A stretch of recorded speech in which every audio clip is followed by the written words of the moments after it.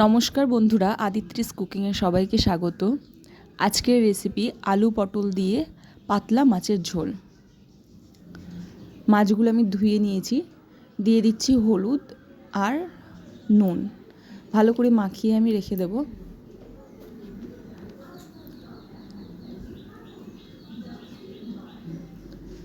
অপর দিকে একটা কড়াই ভালো মতো করে গরম করে নেব। দিয়ে দেব তেল। আমি এখানে সর্ষের তেল দিচ্ছি। তেলটাও ভালো করে গরম করে নিতে হবে। এইবারে একে একে মাছগুলোকে ভেজে নেব।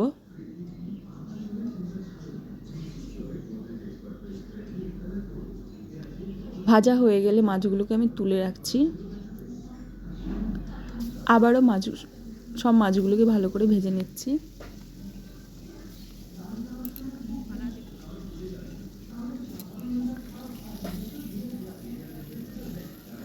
সব মাছগুলো ভাজা হয়ে গেলে এইবারে আমি পটলগুলোকে এইভাবে কেটে রেখেছিলাম, পটলগুলোকেও ভেজে নেব।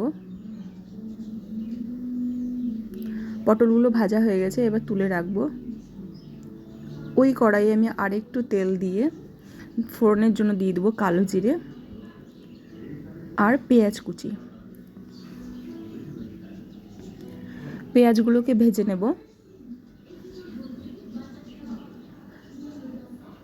এইবার আমি কেটে রাখা আলুগুলোকে দিয়ে দিচ্ছি। আলু পটল আমি লম্বা লম্বা করেই কেটেছি। পেঁয়াজের সঙ্গে আলুগুলোকে ভেজে নিচ্ছি। আলুগুলো ভাজা হয়ে গেলে দিয়ে দিচ্ছি হলুদ গুঁড়ো। হলুদ গুঁড়ো দিয়ে আমি আরেকটু ভেজে নেব।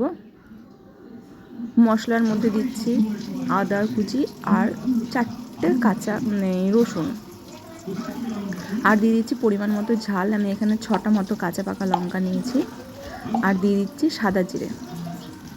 মশলাটা ভালো করে বেটে রাখবো। এইবারে বেটে রাখা মশলাটা আমি দিয়ে দিচ্ছি। সব কিছু ভালো করে কষিয়ে নেওয়ার পর আমি দিয়ে দেবো ভেজে রাখা পটলগুলো। আবারও ভালো করে নেড়ে চেড়ে নিচ্ছি। এইবারে পরিমাণ মতো নুন দিয়ে আর একটু নেড়ে চেড়ে নেব। ঢাকা দিয়ে আমি রেখে দেবো 5 মিনিটের জন্য। অবশ্যই গ্যাসটা কমিয়ে দেবেন, যেহেতু আমি কোনো রকম জল দিচ্ছি না। আবারও ভালো মতো নেড়ে চেড়ে নিয়ে ঢাকা দিয়ে রেখে দেবো আলুগুলো যতক্ষণ না সেদ্ধ হচ্ছে।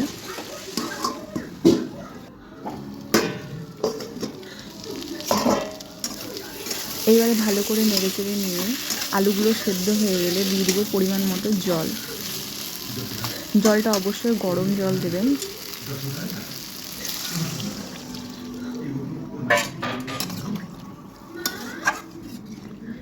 আগে থেকে ভেজে রাখা মাছগুলোকে দিয়ে দিয়েছি।